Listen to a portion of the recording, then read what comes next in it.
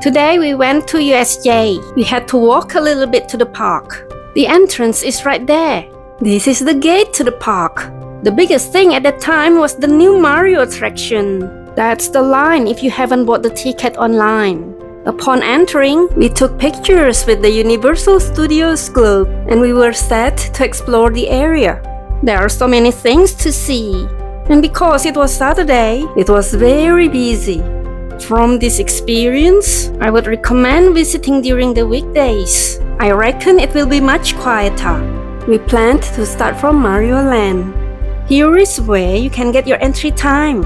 We were allocated to 9:10 a.m. It was really hot that day, so for the elderly, it was hard to keep walking around. When they took a break and before we could enter the Mario Land, we looked at the surrounding attractions and took pictures of the area. We also checked the merchandise stall, where Mario-related merch were sold. Soon after, our time to enter the site was up, so we departed to the site.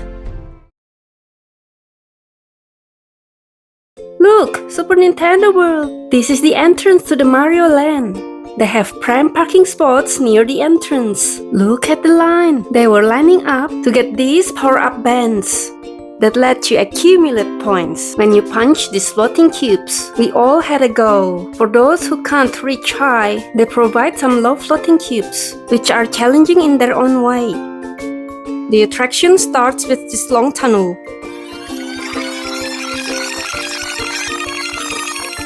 Soon we arrived in Super Nintendo World.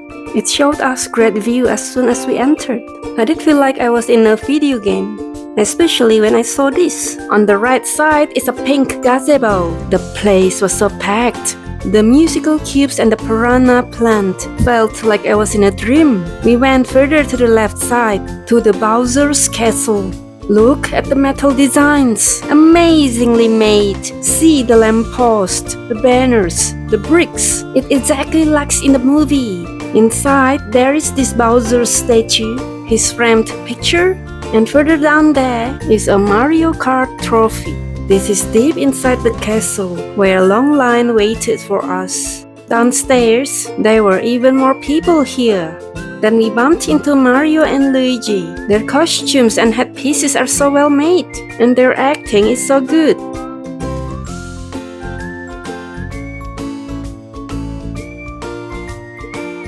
They are popular with any age groups. There were many cosplayers. Their cosplay was so faithful that I thought they were part of the staff there. This building is their merchandise store. It was also crowded here. There are more Mario merch than the stalls outside. Toad and golden mushrooms, cookies in character cans, and other Mario-related things. We thought of having lunch here, but look at the queue. So hard to get to any restaurants. Long queues everywhere. Looking at the crowd and the long queues, I think we can't get here on a whim. Planning ahead of places we want to go would be crucial. We went out of the Super Nintendo World to find a place for lunch. We finally found a restaurant with a short line. While waiting for our seats, I spent my time looking at this roller coaster and the huge Joe's display. The place we ended up with was this Joe's themed restaurant. For my lunch, I had this shark meat sandwich that came with chips and a nice drink. I got their Swiss roll as well, soft texture with whipped cream soda taste. It's a dish that puts form over taste. Bon appetit!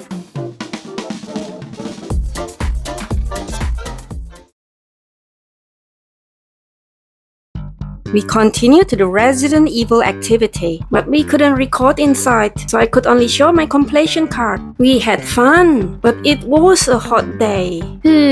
I'm not sure if a food stall is appropriate for Resident Evil franchise. It got sweet snack, the chocolate and orange churros, and the savory one, pizza buns with the RPD badge. This one is more interesting than the churros, but the biohazard label made us lose our appetite. Next to the food stall, there is a Spider-Man merchandise store. It has a great front display, cool wanted posters on the wall, and look, Spider-Man Cup Ramen! Spider-Man! The rest of the merchandise are not particularly interesting, but their full-scale displays are impressive. Outside, it was just about time for No Limit Parade to start, showing the parade with sound on. Ready, set, go!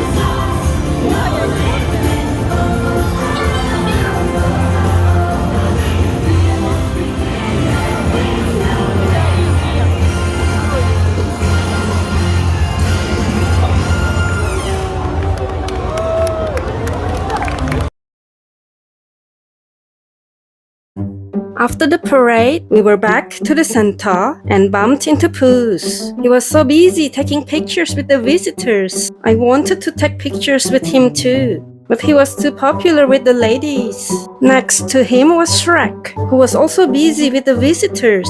Doing it the whole day, they must be really tired. It must be really stuffy behind that costumes. Bye, Shrek! We stopped here and had a bit of break. Once more with me! This area is for the characters from Hello Kitty, Sesame Street and Peanuts. We proceeded to the Harry Potter section. The Sundial Garden marks the entrance. Entering the Harry Potter area, the Hogsmeade.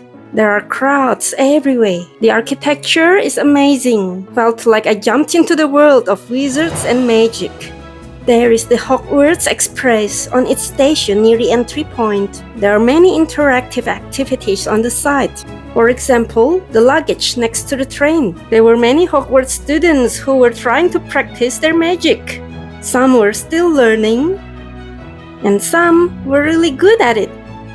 We went further down Hogsmeade and found another interactive area. This time the magic lesson is unlocking the magic lock from the gate. It requires a few trials and errors. If we do it correctly, the magic lock is undone. Not long after, it resets by itself for the next students. We resumed our exploration. Just past the owlery, at one of the windows, we found a mandragora on its flower pot. It's moving up and down. The reflection unfortunately makes it unclear. Wondering how the Hogwarts students get their wand? No other than Ollivander's wand shop. Not only they tell you the type of the wood that they use for the wand, they also tell you the other magical ingredients. For example, phoenix feathers or unicorn hairs. At the back, there was a show with a student from each house and a hippogriff. The hippogriff is so animated, it looks so real. Next to the stage is where the Hogwarts castle stands. The wizarding architectures with many symmetrical small windows look so good. The designs really make it like a real village. Time to check out their butterbeer. With a disposable cup, it is 600 yen. I thought the taste was similar to root beer, but it actually had a butterscotch taste and creamy texture. That's it for the whole day. Time to go back.